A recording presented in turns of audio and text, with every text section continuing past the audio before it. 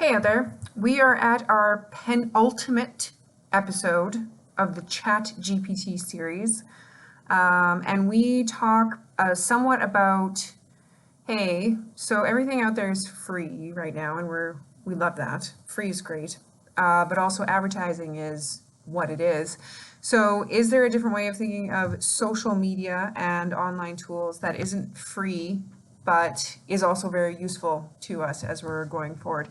We also delve a little bit into the social politics of what happens as things get automated and people's jobs get replaced.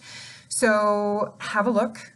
Let us know what you think. And hey, maybe put a comment in there about how much you would be willing to pay for a ChatGPT as a business productivity tool. What is it worth to you? What's the value? What would you need to show that there's value in your workplace to having something like this? And what does that look like? So enjoy. The one thing I find interesting is now that they're through the test phase, they're planning on charging a subscription fee for this, right? Yes. So one of the problems that Facebook and all the social media and then Google has is that all of their services are basically offered for free outside of Google's workspace and things like that. So that's why you get this flood of advertising, because you as the user are the product and the advertisers is the one paying for you to use these platforms. Mhm. So do you think there's a better situation coming for users if there is some fee associated with using these products rather than them being free? I would think so. I mean, I don't see how you can have a good experience with ChatGPT if it's trying to throw in some sort of sponsored influence in there.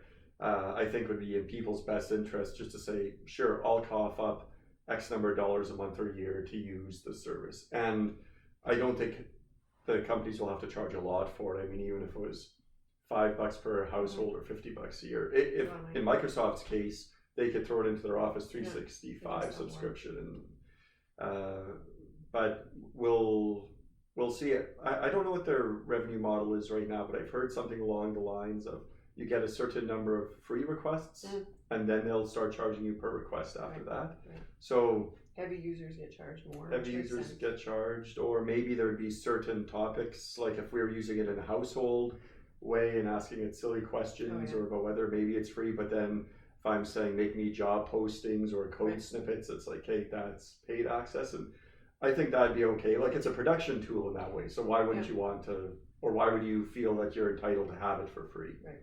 So outside of like asking it to write up job posts and stuff like that, have you thought about what the potential business implications could be for improving business productivity or making this part of a process? But I could really see it helping with automatic bug fixes. Like if we just uploaded our whole code base to it and it just looked through everything. It's like, these are bugs that you're going to hit. Or automated like front-end testing as well, or writing comments for the code. So there's a lot of very labor-intensive stuff that we have to do in software. Like in software, we spend like this much time writing productive code and this much time maintaining it and debugging it. And I think you can remove a lot of that. That's in the short term. In the long term, this is going to replace a lot of programmers, as it's going to replace a lot of other jobs. And that's where the disruption in society comes. And how that's going to look is anyone's guess. Like if you have all these people that are unable to work now because ChatGPT replace their jobs, like are people going to, is it going to kind of stay like hyper capitalistic where people are just going to be more industries based on entertainment and indulgence because all the actual work is going to get done? Or is it going to become a lot more of a socialist society where more redistribution of wealth and you can't work, so we need to share around wealth because we have an abundance of it anyways. There you go. Looking into what it is that your workplace might look like as these automation tools start to take over, changing the nature of the work that people do, replacing repetitive tasks with more creative tasks. What does that mean for your job? What does that mean that you can branch into? As Jared said, it's going to replace a lot of programmers, people who do testing, people who do code tests. All of that stuff is going to become part of what automation can do for us and allow humans to either do nothing or do something that is more creative, advances society. We're going to look a little bit more at that next week. It's going to be the final episode of the ChatGPT series. We're going to do a roundup, and we're just going to talk about what the runway looks like and sort of step outside of maybe how society could change and, you know, pie in the sky type of stuff, maybe, but stuff that we're going to see within our lifetime to see how things change. So let us know what you think. Put some comments in there. Let us know what the value of ChatGPT is in your business. Let us know if you've been thinking about it. And we will see you next week with our final ChatGPT episode.